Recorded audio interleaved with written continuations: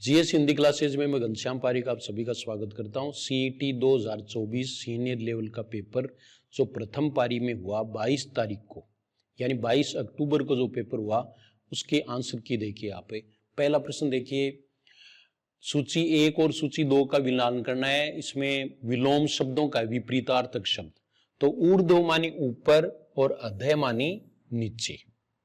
अवसान का आरंभ और तिक्त का मधुर और सुधा का करल, ये विकल्प जिसमें है। जैसे ए में 2 बी में 3, तो ए में 2 और बी में 3 और सी में 1, तो ये उत्तर होगा, पहला हो गया।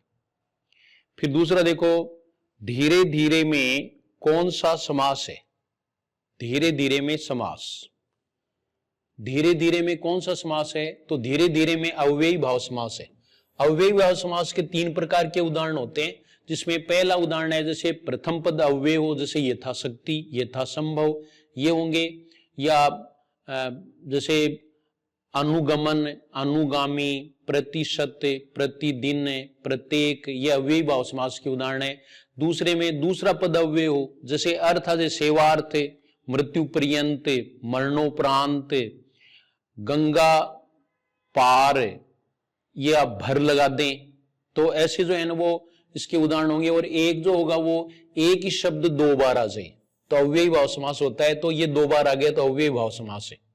जिसके समान दूसरा नहीं है वह इस विग्रह के लिए समस्त पद होगा, तो इसलिए अद्वितीय, जिसके समान कोई दूसरा न हो, यह अद्वितीय होगा। तो ये 3 हम हिंदी के प्रश्नों के उत्तर देख रहे हैं। इसके बाद में देखिए यहाँ पे 11 का प्रश्न, 11 का प्रश्न देखो,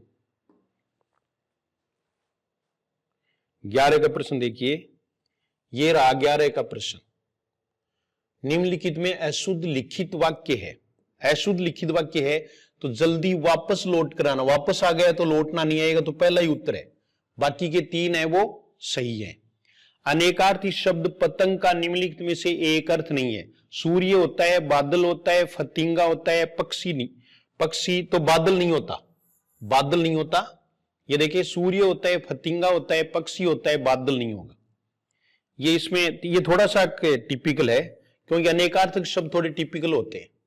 क्रिया के अंत में लगने वाले प्रत्यय कहलाते हैं। क्रिया के अंत में लगने वाले प्रत्यय, तो क्रिया के अंत में लगने वाले प्रत्यय कृदंत कहलाते हैं, और अन्य में लगने वाले हैं वो तद्धित कहलाते हैं। जैसे दूसरी, भाई आगे आप परीक्षा दोगे, अगली पारी है, तो उसमें इसमें जो है वो कृदंत पूछ लिया या कृत प्रत्यय पूछ लिया, दूसरे में तद्धित पूछ लेंगे। तो क्रिया को छोड़ करके जो दूसरे प्रकार के लगते हैं वो कौन से हैं? तद्धित। प्रत्यय 2 प्रकार के होते हैं, कृत प्रत्यय और तद्धित प्रत्यय। क्रिया में जुड़ता है वो कृत प्रत्यय है, और अन्य में जुड़ता है संज्ञा, सर्वनाम, विशेषण, अव्यय, इनमें जुड़ने वाला है वो तद्धित प्रत्यय होता है। फिर इसके बाद में अगला प्रश्न देखो, अगला प्रश्न है वो ये देखिए यहाँ पे 13 तक हो गए। 13 के बाद में हमारा जो प्रश्न है वो सीधा ही 36 पर है। इससे पहले कोई भी हिंदी का प्रश्न है वो नहीं है। तो ये देखिए 36 का प्रश्न, 36 का प्रश्न ये रहा, ये रहा 36 का प्रश्न। निम्नलिखित में अन्य पुरुषवाचक सर्वनाम है। बहुत अच्छा प्रश्न पूछा, और लेकिन बहुत उतना ही सरल। मैं उत्तम पुरुष है, वे अन्य पुरुष है, वह अन्य पुरुष है, हम उत्तम पुरुष है, आप है वो मध्यम पुरुष है, आप है वो क्या है? मध्यम पुरुष। यहां अन्य पुरुष का प्रयोग तो होता है आपका, लेकिन यहां इसमें नहीं होगा, इसमें वे ही होगा। 37 का प्रश्न देखो, निम्नलिखित में जातिवाचक संज्ञा नहीं है। तो जातिवाचक संज्ञा है वो विद्वान है, गांव है, सती है, ठगी नहीं है। ठगी है वो भाववाचक संज्ञा है। जो ऑफलाइन पढ़े हुए उनको मैंने बताया था आवट प्रत्यय में कि ठगावट नहीं होता, ठगी होता है, और ये भाववाचक की संज्ञा होता है। फिर अगला देखो आप, अगला क्रिया से संबंधित है। क्रिया से संबंधित प्रश्न है वो देखिए, राम रोटी खाता है, ये सकर्मक क्रिया है। वेदांत पढ़ता है, ये अकर्मक क्रिया है। इस वाक्य के अनुसार, वैसे सकर्मक की होती है। शिक्षक विद्यार्थी से किताब पढ़वाता है, ये प्रेरणार्थ क्रिया है। और वह लड़का चल बसा, चलना बसना ये संयुक्त क्रिया है। ये क्या है? संयुक्त क्रिया। तो इसमें जो उत्तर है वो देखिए आप, ए में 4, बी में 3, सी में 2 और डी में 4। तो ये देखिए आप, इसमें कौन सा विकल्प होगा? ए में कौन सा है? ए में 4। तो ए में 4 वाले दो विकल्प हैं, तो ये होगा ए में 4, बी में 2, बी में 2 नहीं है, ये इसमें गलत है। ये देखो आप, ए में ये रहा, ए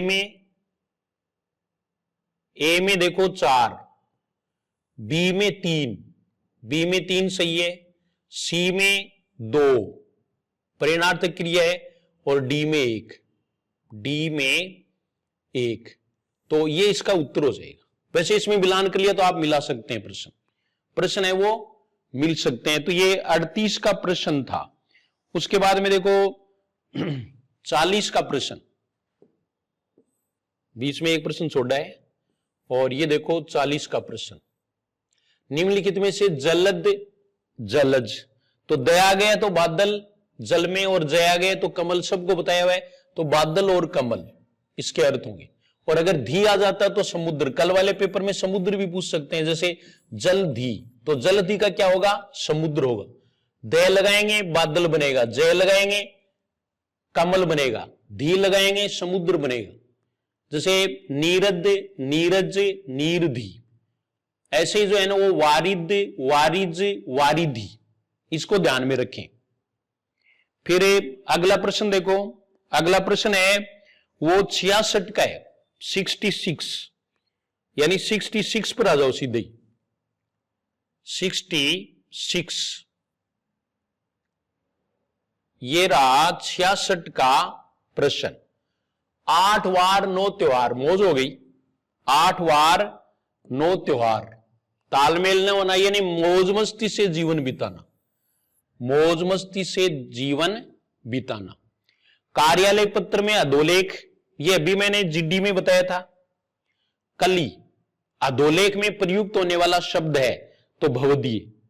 अधोलेख में नीचे वाला स्वयं निर्देश और अधोलेख है वो भवदीय को कहते हैं, और महोदय वो संबोधन है। फिर 67 के प्रश्न के बाद में देखो आप 80 81, तो 80 का प्रश्न आएगा सीधा ही। ये देखिए 80 का प्रश्न, पके हुए अन्न की भिक्षा, इस वाक्यांश के लिए एक शब्द है। तो पके हुए अन्न की भिक्षा, इसको मधुकरी कहते हैं। एक शब्द ये ध्यान में रखना है। निम्नलिखित में शुद्ध वर्तनी युक्त शब्द है, चतुर्थ नहीं है, देखो थे के ऊपर होता, ये ऐसे होता चतुर्थ, ये गलत लिखा हुआ है। व्युत्पत्ति है वो ऐसे लिखते हैं, व्युत्पत्ति, आज के लिए ट्रेंड चल रहा है वो नहीं देते। पैतृक है वो ऐसे लिखते हैं, पैतृक। और ये विस्मरण है वो सही है, विस्मरण है वो शुद्ध है। शब्द व उसके पर्यायवाची बेमेल जोड़े का चयन कीजिए। तो पहला ही है आनंद वासव, वासव है वो इंद्र को कहते हैं, वासव इंद्र को। बाकी रमा लक्ष्मी है ही, वायु सखा कृषाणु अग्नि को कहते हैं, अग्नि का पर्यायवाची शब्द है। और आम्र और रसाल ये आम के हैं। फिर आगे देखो पारिभाषिक शब्द वैलिड का उपयुक्त हिंदी अर्थ है, तो इजी है विधि मान्य, विधि मान्य, ये वैलिड, विधि मान्य वाला इसमें वैलिड का ये होगा, ठीक है। उसके बाद में सीधा ही जो है वो 147 का प्रश्न है, सीधा ही 147 का प्रश्न, 147 का प्रश्न है। ये हिंदी के प्रश्नों के उत्तर मैं आपको बताऊं, आगे आपके लिए फायदेमंद हो सकता है, कल वाली परीक्षा के लिए भी, आगामी परीक्षाओं के लिए भी, क्योंकि कोई भी पेपर है वो हमें जरूर सोल्व करना चाहिए, उससे जजमेंट भी बैठता है और पेपर का आइडिया लगता है। ये देखिए 147 से लेकर के प्रश्न है। तो ये देखो आप, अपितु शब्द में निहित उपसर्ग है तो अपि, ये अपि है। और दूसरा देखो अन्वीक्षण में प्रयुक्त स्वर संधि है, तो अन्वीक्षण अनुजोड़ ईक्षण, ये यण संधि है। ये कौन सी संधि है? यण संधि। देखो वैसे पहले याद आ गया, अनुजोड़ ईक्षण। निम्नलिखित में से किसमें स्वर संधि नहीं है? तो भवन में है। अयादि संधि है भो जोड़ अन। नायिका में है नई जोड़ ईका। और शब्द में है शप जोड़ द। शप जोड़ द। तो ये व्यंजन संधि है, ये व्यंजन संधि है। मत के वो वृद्धि संधि है। मत जोड़ ऐक्य, मत जोड़ ऐक्य। तो इसमें सी हो जाएगा। काल के आधार पर क्रिया के कितने मुख्य भेद होते हैं? तो 3 भेद होते हैं, वर्तमान कालिक, भूतकालिक और भविष्यकालिक। 3 प्रकार के इसके भेद होते हैं। तो ये पहली जो शिफ्ट थी 22 तारीख को, 22 अक्टूबर को, उसके 20 प्रश्नों के आंसर मैंने आपको बता दिए हैं।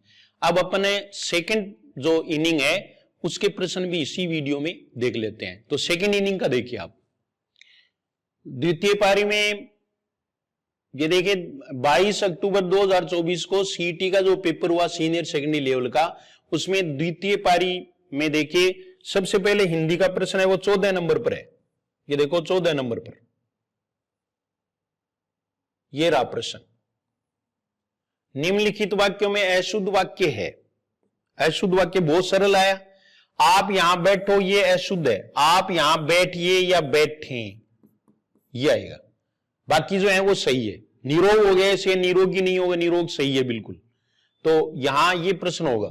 और 14 का जो प्रश्न है उसके बाद में सीधा ये वो 46 का प्रश्न है, यानी 46 का प्रश्न है। बीच बीच में से छोड़ करके प्रश्न दिए गए हैं, लेकिन आपको उत्तर मुझे बताने हैं सारे, और मैं आपको बता रहा हूं।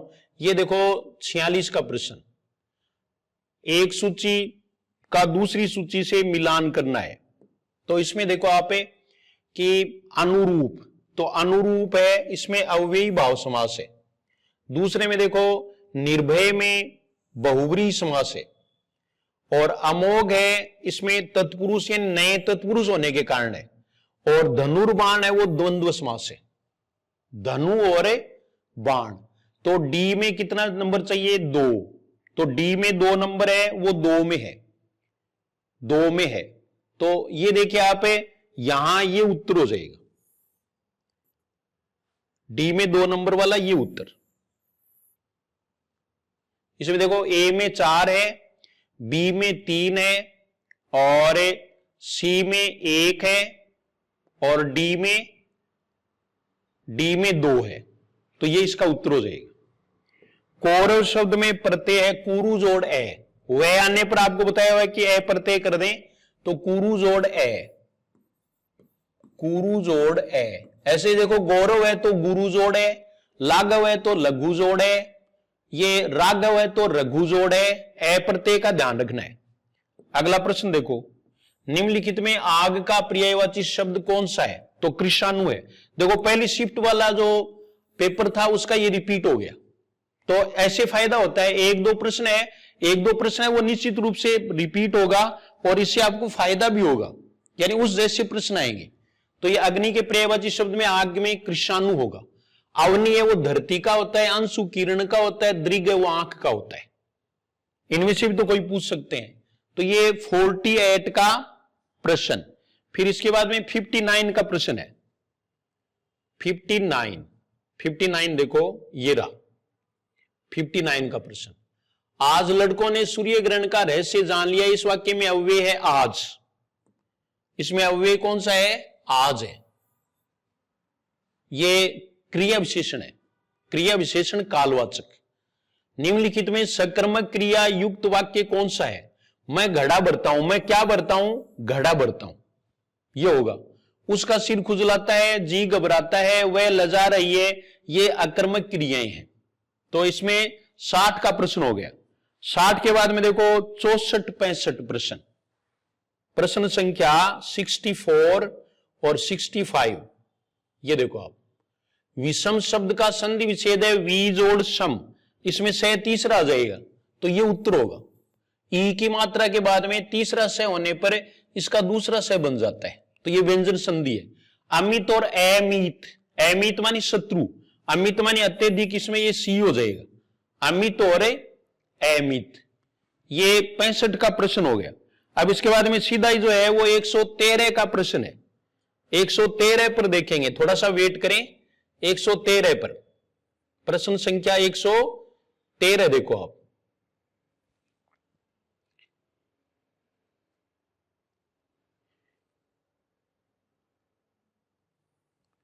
एक 113 का प्रश्न, तो 113 का प्रश्न ये देखो आप,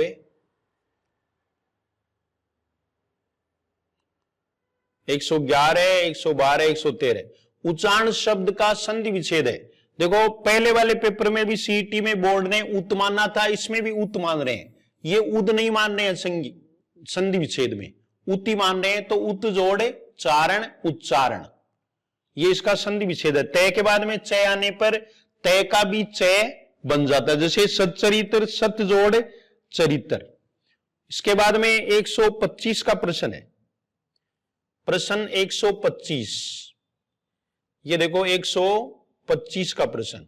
निम्नलिखित में प्रज्ञ का विलोम शब्द अज्ञ है। प्रज्ञ का क्या होगा? अज्ञ होगा। अनेकार्थक शब्द अंक का निम्नलिखित में कौन सा एक अर्थ नहीं है? भाग्य होता है, संख्या होता है, अध्याय होता है, किरण नहीं होता। किरण इसका अर्थ नहीं है। जिस संज्ञा या सर्वनाम की विशेषता बताई जाए वह कहलाता है, तो वह विशेष्य कहलाता है। जिसकी विशेषता बताई जाती है वो क्या कहलाता है? विशेष्य। यह अभी बताया था आपको। निम्नलिखित में ए प्रत्यय युक्त शब्द कौन सा है? तो ए प्रत्यय युक्त शब्द है, देखो उठान में आन प्रत्यय है, इसमें आव प्रत्यय है, इसमें तव्य प्रत्यय है, भार है। भरना से क्या बना? भर से भार, ये भार है, इसमें ए प्रत्यय है। फिर देखो निम्नलिखित में शुद्ध वर्तनी युक्त शब्द हैं, तो यहां हमें देखना है। तो अतिथि नहीं है, ये उल्टा लिखा हुआ है, अतिथि ऐसे होता, इसलिए ये नहीं होगा।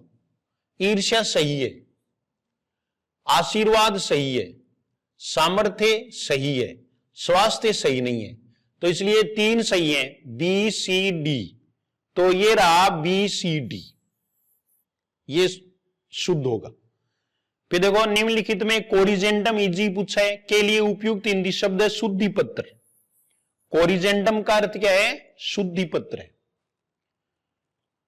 फिर ये बहुत इजी प्रश्न पूछ लिया, निम्नलिखित में कौन सा एक सरकारी पत्र है? तो ज्ञापन है। ज्ञापन है वो सरकारी पत्र है, ज्ञापन सरकारी पत्र। ये 131 का प्रश्न। उसके बाद में अगला देखो, अनुज में निहित उपसर्ग है। अनुज में निहित उपसर्ग, तो अनुजय, तो इसमें अनु उपसर्ग है। दूसरों के उपकार को न मानने वाला के लिए एक शब्द है कृतज्ञ। मानने वाला कृतज्ञ, मानने वाला क्या होता है? कृतज्ञ होता है। कृतज्ञ का विलोम कृतज्ञ।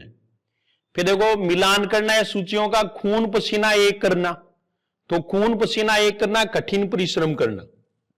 दूसरा देखो गांठ बांधना, गांठ बांधना है वो है खूब याद करना। और जान पर खेलना साहसिक कार्य करना। जहर उगलना अपमानजनक बात करना।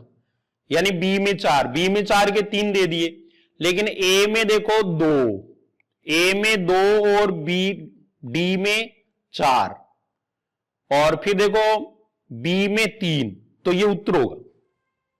ये इसमें डी उत्तर हो जाएगा 134 में। तो मिलान आपने कर लिया होगा। ये मुहावरे का प्रश्न है।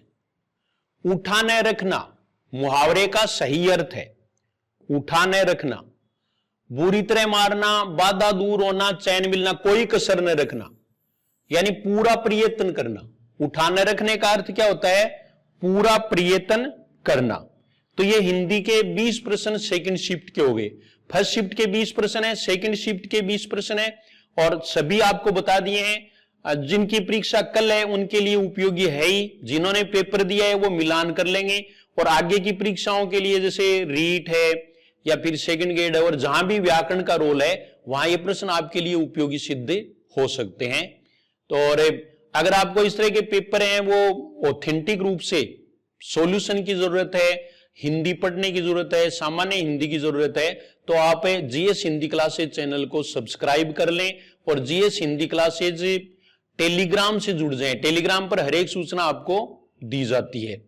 और अगर आप कोर्स लेना चाहें तो डेमो कोर्स देख लें। कोर्स में देखो ऐप का नाम है वो घनश्याम पारिक सर है, और उसको डाउनलोड कर लें और डाउनलोड करके आप उसमें फ्री डेमो वीडियोस देख लें। सेकंड गेट के लिए, फर्स्ट गेट के लिए, रीट मेंस के लिए, सामान्य व्याकरण, सामान्य हिंदी जो है व्याकरण का जो सिलेबस है वो सबके लिए उपयोगी है। तो आप उसमें डेमो वीडियोस हैं वो देख सकते हैं। धन्यवाद।